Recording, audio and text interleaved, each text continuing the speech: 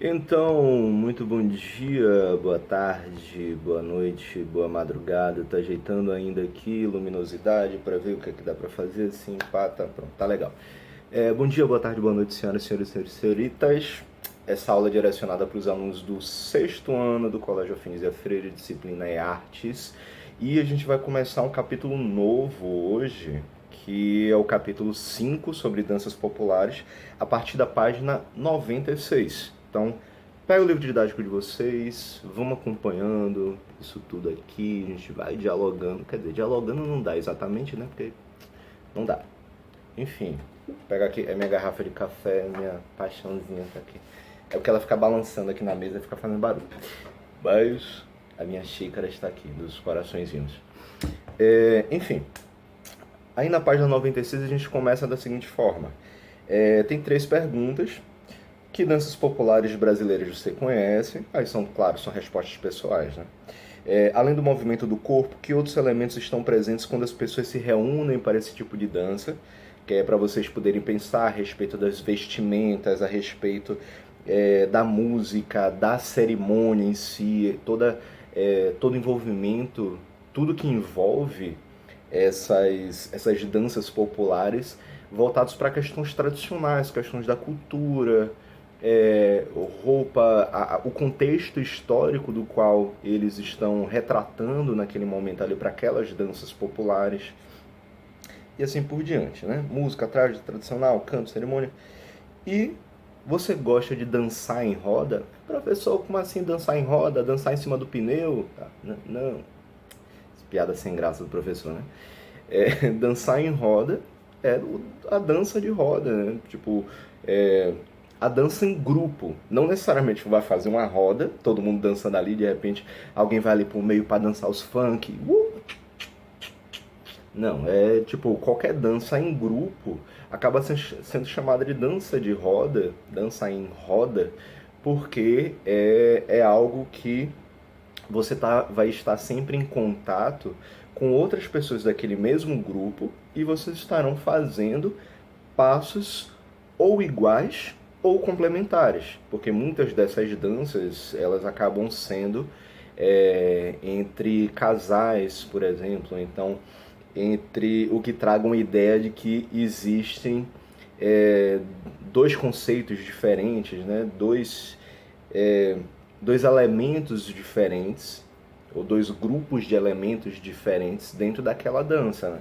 É como, por exemplo, a gente pensa assim, que essas danças populares, a própria quadrilha no São João, ela pode ser considerada uma dança em roda, e você vê que existem diversos grupos dentro da mesma quadrilha, e as danças, e a dança, ainda que a base dela seja a mesma, alguns dos passos dentro dos componentes que estão ali acabam sendo um pouquinho diferentes, porque isso vai seguir da ordem de importância de cada pessoa representante dentro daquele grupo. Tem os dois principais, né, que é como se fosse no carnaval, né, o mestre-sala é o porta-bandeira. Eu não sei como é que se chama dentro das quadrilhas, mas no carnaval são o mestre-sala e a porta-bandeira. E dentro das quadrilhas você vai ter realmente o casal principal, né, o casal de noivos, geralmente, e em volta várias apresentações, vários movimentos diferentes, inclusive uma mistura meio que uma apresentação teatral, né? Vocês veem que muitas vezes, tá fazendo o casamento, a quadrilha tá fazendo ali o casamento da roça, casamento na roça. E aí então tem a história do noivo, da noiva, os pais da noiva, geralmente, aí aparece o pai, que é o bicho brabo, com a arma na mão.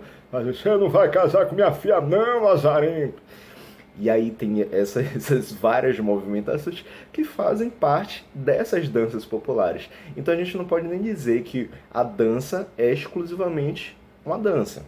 Não é, porque existe todo o contexto, tudo aquilo ao redor do festejo popular. Né? Então essa parte teatral é importante, a música é importante, a participação do público é importante também. Então, mas vamos lá, vamos começar aqui, na página 97. A gente tem o seguinte: costumamos chamar de danças populares aquelas que ocorrem em festas e outros acontecimentos importantes de uma comunidade. Por meio da dança, as pessoas se unem e demonstram que fazem parte de um mesmo grupo, Basta pensar, por exemplo, na roda, formação muito comum em várias danças populares. Aí é como eu falei, né? Não necessariamente. Na própria página 97 tem aí o encontro de catira e viola em Anápolis. E, tipo, eles não estão exatamente fazendo uma roda, né? Estão em duas fileiras. São dois grupos que estão frente a frente no outro. Mas aqui vai ser considerado uma roda pela ideia de que é um grupo que está ali performando. Olha o que a gente tinha terminado no capítulo anterior sobre performance também, tá vendo? Eles estão performando ali, eles estão fazendo uma performance, mas, inclusive, a gente tinha lá na página 86, falando do grupo da Congada, da Festa Nossa Senhora do Rosário dos Homens Pretos, em Cerro, em Minas Gerais, que foi dessa imagem daqui, que aqui é justamente uma manifestação cultural. Eles fazem uma parte de dança popular, eles estão fazendo um festejo, uma performance ali, o que vai ser feito também aqui nesse capítulo das danças populares. Então, por isso a importância da gente entender melhor sobre performance para poder chegar e falar também a respeito dessas danças populares, né? Muitas dessas danças têm forte ligação com a identidade de um povo, de uma região ou de um país, pois são passadas de geração em geração. Como é que a gente chama isso? De uma tradição geracional. O que é passado de geração em geração, aquela tradição que é passada de geração em geração, é chamada de uma tradição geracional. Tá? E aí realmente tem essa ligação com a identidade de um povo, busca sempre retratar aquilo que faz parte daquela cultura popular, para que se mantenha sempre vivo, para que as pessoas que vierem depois, os seus descendentes, eles possam saber qual é a história do seu povo. Então, essas danças, mais do que um simples festejo, mais do que uma festa, de tomar uma cervejinha ali, de comer umas comidas típicas, do pessoal se vestir de uma forma diferente, começar a dançar e a galera em volta batendo palma, muito mais do que isso, é a ideia de tradição, é a ideia de identidade, porque aquilo representa a história daquele povo. Tá? É uma forma de você mostrar que aquela história continua viva e que deve ser comemorada, deve ser passada de geração em geração, para que as pessoas que vierem depois, elas possam também conhecer qual é a história daquele povo, qual é a história de sua comunidade. É importante lembrar que mesmo essas tradições e identidades são vivas e por isso se transformam com o passar do tempo. Ah, professor, como assim? Como é que pode dizer que tem tradições e identidades vivas? Pô, mas não faz parte da história, daquilo que ficou lá no passado? Sim e não. É o que ficou no passado? Sim. Só que a gente vive em constante transformação, a gente vive em constante evolução. Então, a gente sabe, por exemplo, se existia um momento em que essas danças populares, em que esses festejos eram feitos, por exemplo, na praça pública, pode fazer chuva, faça sol, tal, tá ali numa praça pública, digamos que você pega um dia de chuva. E aí o que é que o pessoal vai fazer? Ao invés de fazer na praça, vai fazer dentro do ginásio, numa escola. Pô, ó, é uma coisa muito simples isso, mas que já faz parte de uma ideia de transformação, né? Mas aqui ele fala muito mais da tradição, da identidade em si. O que é que isso significa? Significa que você pode acrescentar alguns adereços, alguns instrumentos musicais que antes não faziam parte, para poder não querer modificar a história, mas trazer um incremento, trazer um complemento para essas tradições, para essas identidades, porque o importante é que não se perca a essência dessa identidade. Você continua sendo você mesmo, a história continua sendo contada a respeito daquele povo, mas você consegue trazer algumas informações a mais, conseguem trazer algumas ideias complementares para facilitar até mesmo que as pessoas compreendam melhor sobre aquela história ou que possa chamar mais atenção. Afinal de contas, quando a gente para pensar assim sobre o pessoal mais novo, que se atrai muito mais pela tecnologia, por exemplo, se você pensar, vai ser uma festa na praça, o pessoal, a velharia lá cheirando naftalina, aquela roupa guardada o ano inteiro dentro do armário, só tira para essa época do ano. E aí é sem graça, não é um negócio legal para ficar acompanhando. Então eles vão fazer o quê? Vão buscar acrescentar algumas coisas para poder chamar a atenção também desse público mais novo, para que eles possam inclusive se interessar pelas próprias tradições de sua comunidade, pela própria cultura de sua comunidade. O Brasil é riquíssimo em danças populares, meu cabelo soltando.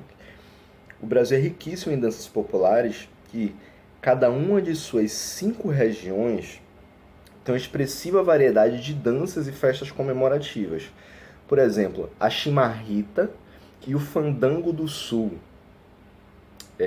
A chimarrita e o fandango no sul, na região sul do país, o jongo e a catira no sudeste, o frevo e o coco no nordeste, o carimbó no norte, o cururu no centro-oeste.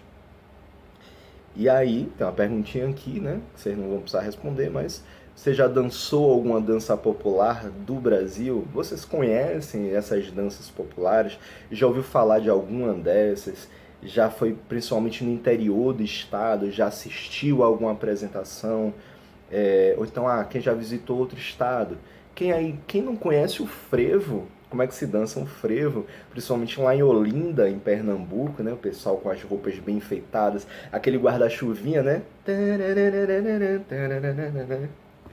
Então, isso faz parte da cultura popular. É uma dança popular. O frevo é uma dança popular de Pernambuco, né? Ai, meu Deus, sortou a página. Pronto, na página 98 a gente já tem o seguinte: a dança popular no Brasil. A seguir, você vai conhecer mais sobre algumas danças populares brasileiras e sobre outras criações inspiradas nelas. As danças populares são fonte de inspiração para novas criações. Muitos artistas estudam passos, gestos e movimentos de danças tradicionais para reinventá-los em obras originais.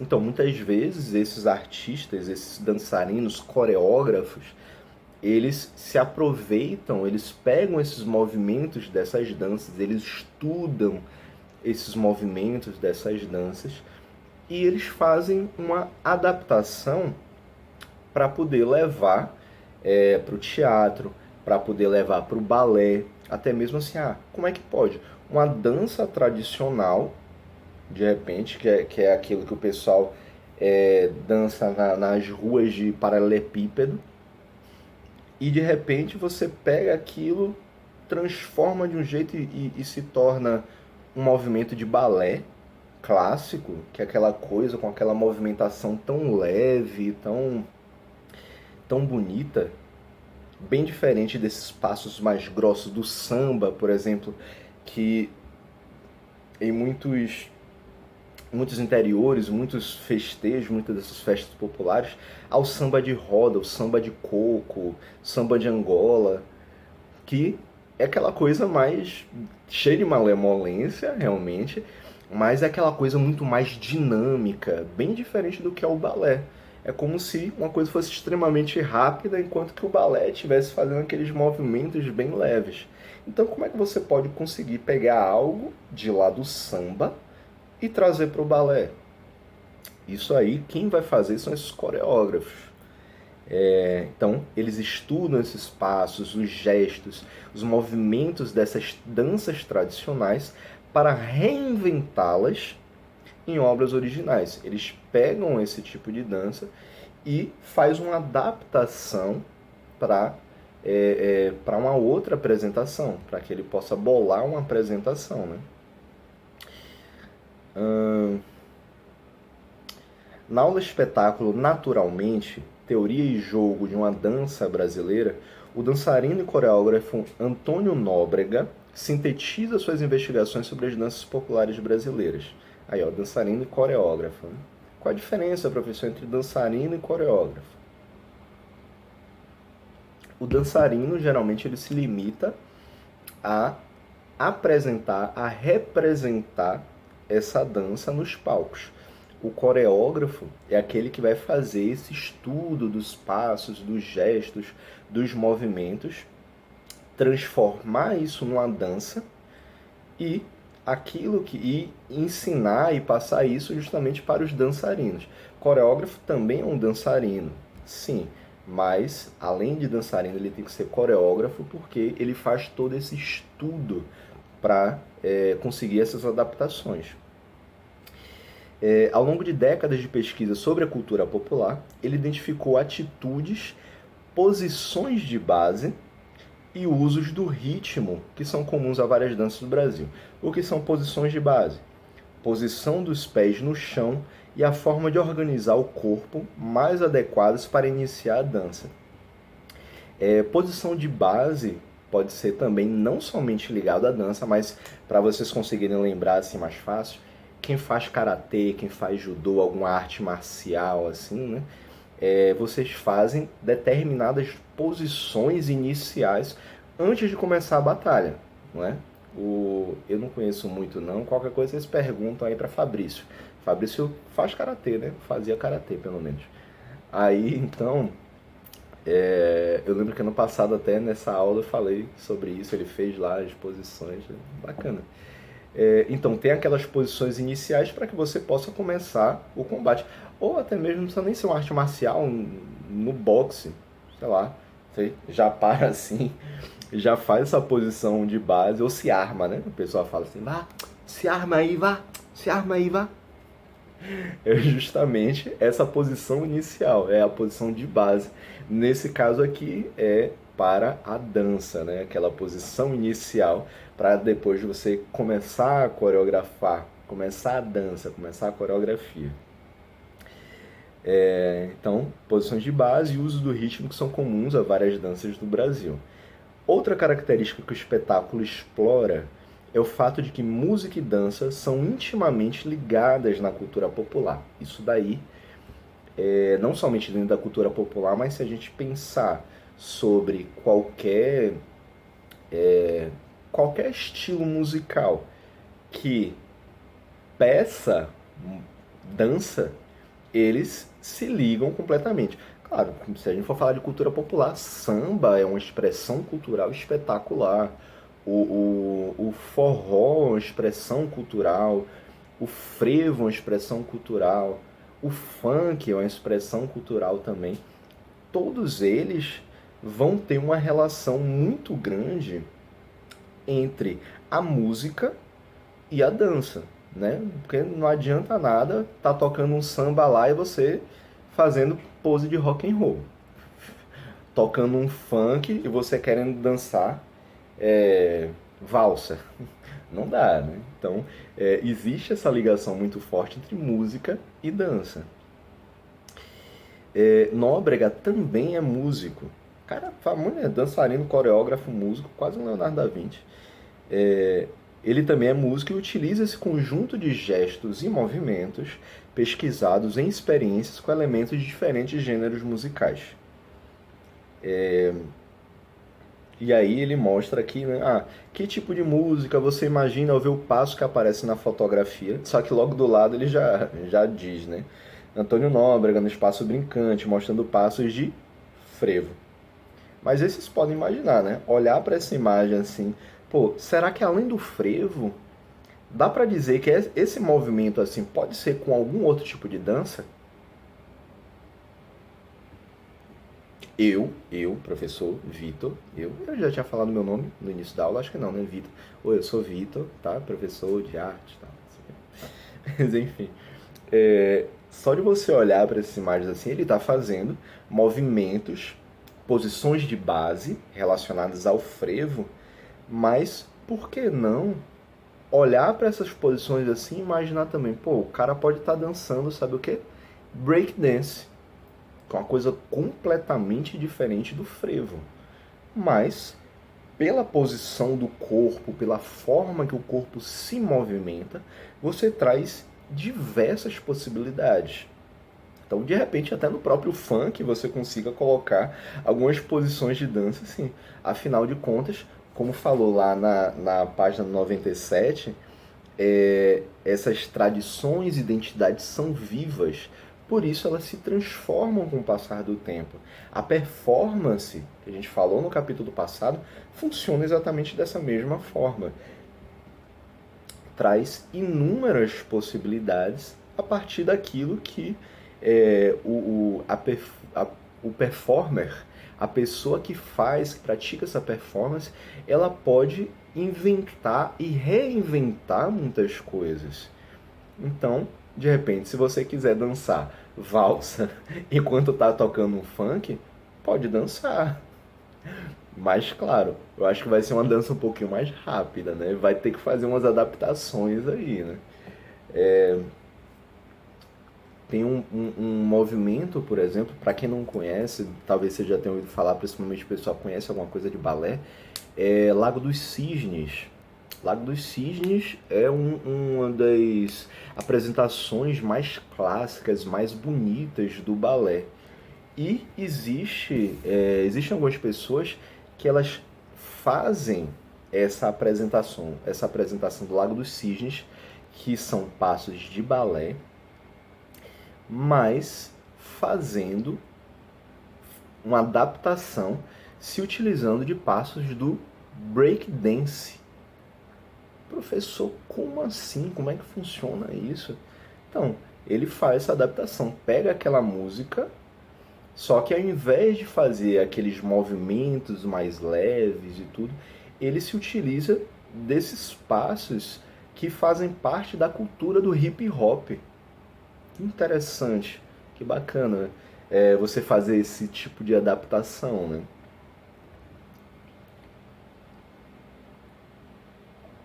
Então você consegue fazer essas misturas. Eu vou deixar um link para vocês depois, vou até anotar em algum lugar depois. Vou deixar um link para vocês embaixo assim, na legenda, na descrição do vídeo. O cara que fez isso foi uma apresentação que eu vi há muitos anos atrás na televisão. Vou lembrar de colocar. E tem uma banda de funk, tem um grupo musical de funk que eu gosto bastante, que se chama Heavy Baile.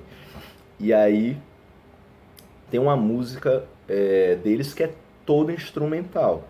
Nessa música que é toda instrumental, ele se utiliza de alguns passos que não são passos do funk, que é uma mistura desse breakdance, que a movimentação lembra inclusive passos de balé. Então é interessante ver essa adaptação.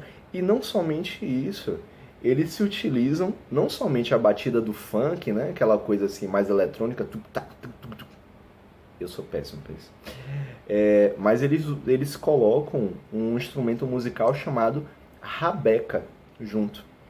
E o que é a rabeca? A rabeca é uma espécie de violino. Olha só, violino é algo clássico, que faz parte de orquestras sinfônicas, aquela coisa assim, bem... narizinho empinado.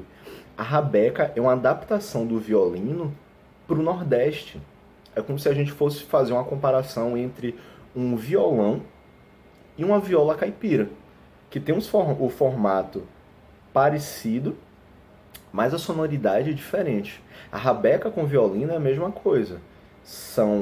A estrutura, a forma que é feita é bem parecido, a forma que se toca também é bem parecido, mas o som é diferente. Lembra, traz alguma semelhança, sim, mas o som acaba sendo diferente porque, a questão da adaptação, é uma adaptação para a realidade do Nordeste, daquilo que você encontra, daquela ideia que traz assim, uma sonoridade que vai lembrar muito mais o sertão.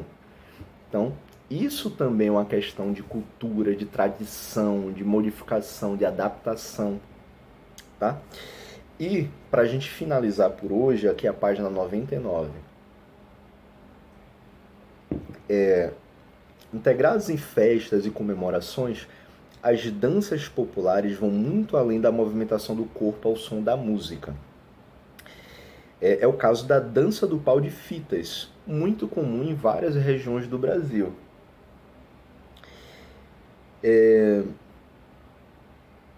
Tananã, tananã, tananã, tananã. O pau que dá nome à dança é um mastro com aproximadamente 3 metros de comprimento.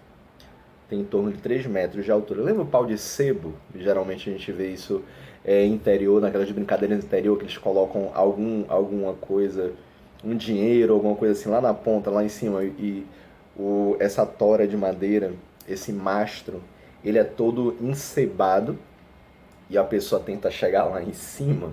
É tipo isso, mas sem sebo. Na verdade, eles trocam sebo pelas fitas, né? Aí essa dança do pau de fitas vai ser justamente isso. É um mastro com aproximadamente 3 metros de altura. Aqui na foto ele está adaptado, ele é um pouquinho menor, né? Porque são crianças que estão ali ao redor. Os participantes dessa dança se organizam em pares em volta do mastro e cada dançarino segura uma das fitas coloridas presas a esse mastro. Aí, tipo, a imagem já fala por si, né? Como é que funciona. À medida que ele se move ao redor do mastro em zigue-zague, as fitas formam desenhos com um belo efeito visual. Ah, professor, como assim? Eles dançam em zigue-zague? Eles vão se entrelaçando, vão passando lá um por debaixo do... Não, por debaixo do outro não, mas por debaixo da fita do outro, que levanta a fita assim e tal. E vão fazendo essa mistura. À medida que eles vão fazendo isso, a fita ali no mastro ela vai trançando. Aí ó, você vê a parte de cima da imagem, como é que ele já está. A fita está trançando, fazendo essa mistura de cores no mastro. Em certo momento elas ficam tão trançadas que é impossível seguir com a coreografia, obrigando os pares a rodar na direção contrária. Como assim? Eles vão se entrelaçando tanto, vão fazendo esse zigue-zague, que você vê, você tem uma fita que é enorme, né? Mas, à medida que você vai rodando ali em torno do mastro, você vai diminuindo esse tamanho da fita. Aí vai chegar um momento que vai estar todo mundo grudado um no outro ali praticamente. Então, o que é que eles começam a fazer? Desfazer todo o trabalho. E o interessante é que para você rodar na direção contrária, para você poder desfazer isso, vai ter que destrançar toda essa fita que está ali entrelaçada, né? Então, você vai ter que enxergar ali para não misturar tudo de novo, não continuar se embolando todo. Você vai ter que reparar como é que está trançado ali para saber embaixo de quem você tem que passar, embaixo de qual fita, de qual cor você tem que passar. E é uma questão bem interessante. A dança do pau de fitas é comum em várias partes da Europa, principalmente Portugal e Espanha, mas foram os imigrantes açorianos os principais responsáveis por difundi-la no Brasil. E quem são os açorianos? Eles são do arquipélago dos Açores, em Portugal,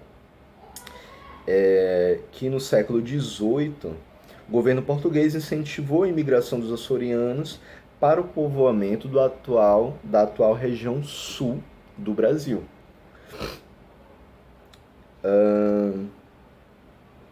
Enfim, é isso. Quem quiser dar uma pesquisada na internet também para poder dar uma olhada como é que funciona essa questão da dança do pau de fita, tal, para olhar, para se divertir um pouquinho, do povo se embolando, todo caindo no chão, é uma maravilha. Só. Enfim, é isso aí, a gente continua na próxima aula. Valeu, galera. Falou, tchau, beleza.